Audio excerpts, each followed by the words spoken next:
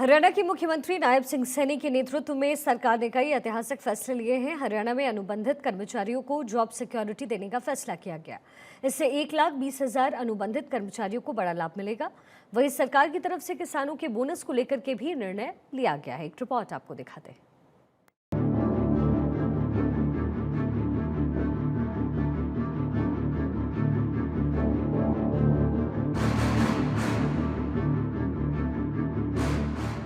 मुख्यमंत्री नायब सिंह सैनी की अध्यक्षता में मंत्रिमंडल की बैठक में कई प्रस्तावों को मंजूरी मिली।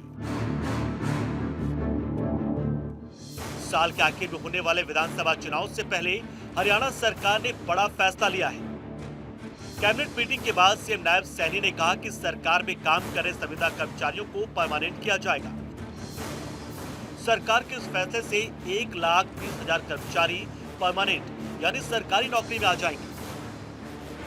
कैबिनेट की बैठक में सरकार ने खरीफ की फसलों पर बोनस देने के प्रस्ताव पर भी मुहर लगाई। इस फैसले के बाद खरीफ फसलों समेत बागवानी फसलों के लिए किसानों को 2,000 रुपए प्रति एकड़ बोनस मिलेगा। राज्य के किसान संगठनों ने खराब मौसम के कारण फसलों की लागत में बढ़ोतरी का मुद्दा उठाया था और सरकार से सहयोग की अपील की थी। इसी को ध्यान में रखते हुए सरकार ने यह फैसला लिया। सरकार किसानों की फसलें एमएसपी पर खरीदने और आबियाना खत्म करने का फैसला पहले से ही ले चुकी है। लगातार जो किसान संगठन थे उन किसान संगठनों से भी हम बातचीत करते रहे हैं। पिछले दिनों भी अभी 21 जुलाई को चंडीगढ़ में किसान संगठनों के साथ बैठ करके हमने कुछ बिंदुओं के ऊपर चर्चा की थी। उनके सुझाव थे, उन्होंने सुझाव दिए, हमने उन सुझाव को माना है और हमने ये निर्णय लिया था पिछले दिनों जब उनके सुझाव हमारे पास आए थे और किसानों की जो बातचीत आती थी।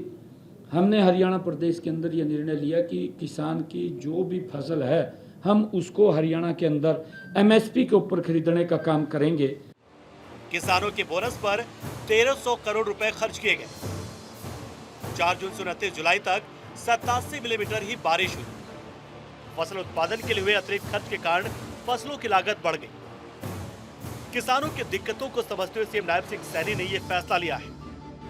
मुख्यमंत्री नायब सिंह सैनी ने कहा कि वो एक गरीब किसान के बेटे हैं और किसान की पीड़ा को बखूबी समझते हैं।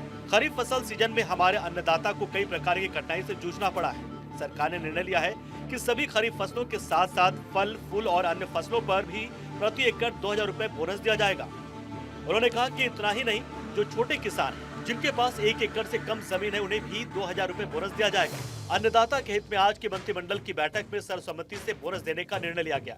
इस सीजन की जो खरीफ की फसल है सारी फसलों के ऊपर हम बोनस देने का निर्णय आज हमारी कैबिनेट की इस बैठक के अंदर ये फैसला लिया गया है कि खरीफ की किसान जितनी भी फसलें हैं हरियाणा प्रदेश के अंदर उसके ऊपर हम बोनस देंगे। इसके अंदर जो लाभ मिलने वाला है वो फल, फूल, सब्जी, अन्य फसलें उगाने वाले, चाहे वो हॉर्टिकल्चर से संबंधित हैं, ऐसे सब किसानों को उसका लाभ मिलेगा।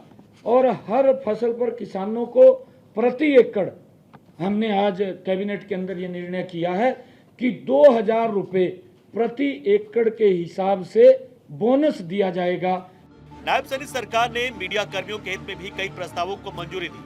60 वर्ष से ज्यादा की मान्यता प्राप्त मीडिया कर्मियों के लिए पेंशन योजना में महत्वपूर्ण संशोधनों को भी मंजूरी दी गई। लाभार्थी मीडिया कर्मी के खिलाफ आपराधिक मामले दर्ज होने की स्थिति में पेंशन बंद करने के नियम को हटा लिया गया है। इसके अलावा हर परिवार से केवल एक सदस्य को ही मासिक पेंशन के लिए पात्र मानने के नियमों को भी हटा दिया गया है।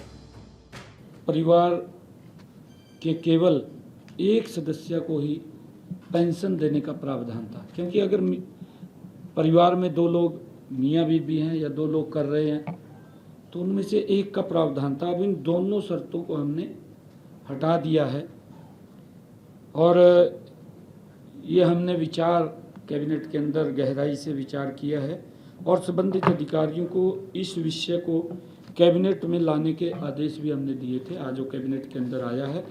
आज उन दोनों समस्याओं से जो आपराधिक मामला अगर दर्ज होता है उसको भी हमने बाहर किया है और परिवार में अगर 2 काम कर रहे हैं तो दोनों को पेंशन लगेगी, उसके लिए भी हमने बाहर किया है।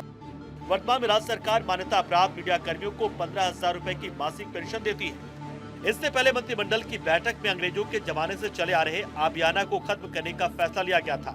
मुख्यमंत्री ने किसानों से अपील की है कि वो अपनी फसल का रजिस्ट्रेशन 15 अगस्त 2024 तक पोर्टल पर अवश्य करवा लें।